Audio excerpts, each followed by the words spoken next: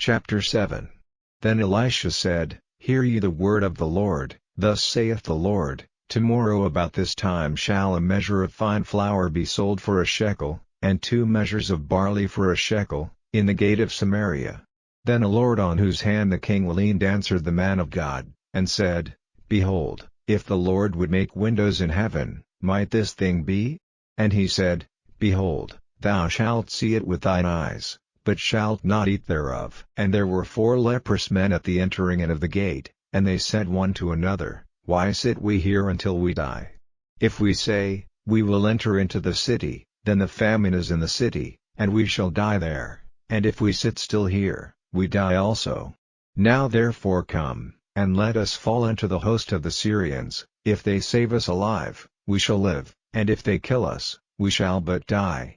And they rose up in the twilight, to go unto the camp of the Syrians, and when they were come to the uttermost part of the camp of Syria, behold, there was no man there, for the Lord had made the host of the Syrians to hear a noise of chariots, and a noise of horses, even the noise of a great host, and they said one to another, Lo, the king of Israel hath hired against us the kings of the Hittites, and the kings of the Egyptians, to come upon us.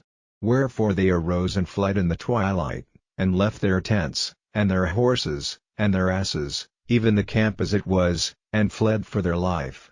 And when these lepers came to the uttermost part of the camp, they went into one tent, and did eat and drink, and carried thence silver, and gold, and raiment, and went and hid it, and came again, and entered into another tent, and carried thence also, and went and hid it. Then they said one to another, We do not well, this day is a day of good tidings, and we hold our peace. If we tarry till the morning light, some mischief will come upon us. Now therefore come, that we may go and tell the king's household.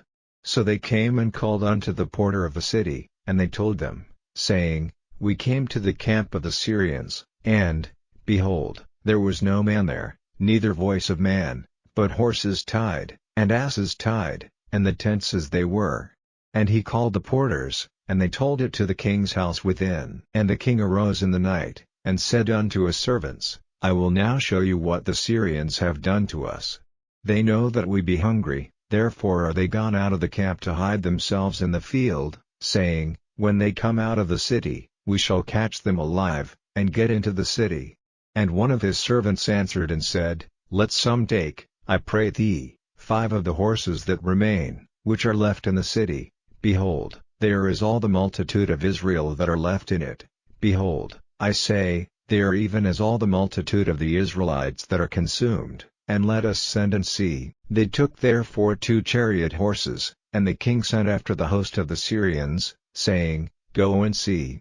And they went after them unto Jordan, and, lo, all the way was full of garments and vessels, which the Syrians had cast away in their haste. And the messengers returned, and told the king. And the people went out, and spoiled the tents of the Syrians. So a measure of fine flour was sold for a shekel, and 2 measures of barley for a shekel, according to the word of the Lord. And the king appointed the Lord on whose hand he leaned to have the charge of the gate, and the people trode upon him in the gate, and he died, as the man of God had said, who spake when the king came down to him. And it came to pass as the man of God had spoken to the king, saying, 2 measures of barley for a shekel, and a measure of fine flour for a shekel, shall be tomorrow about this time in the gate of Samaria. And that Lord answered the man of God, and said, Now, behold, if the Lord should make windows in heaven, might such a thing be? And he said, Behold, thou shalt see it with thine eyes, but shalt not eat thereof. And so it fell out unto him, for the people trode upon him in the gate, and he died.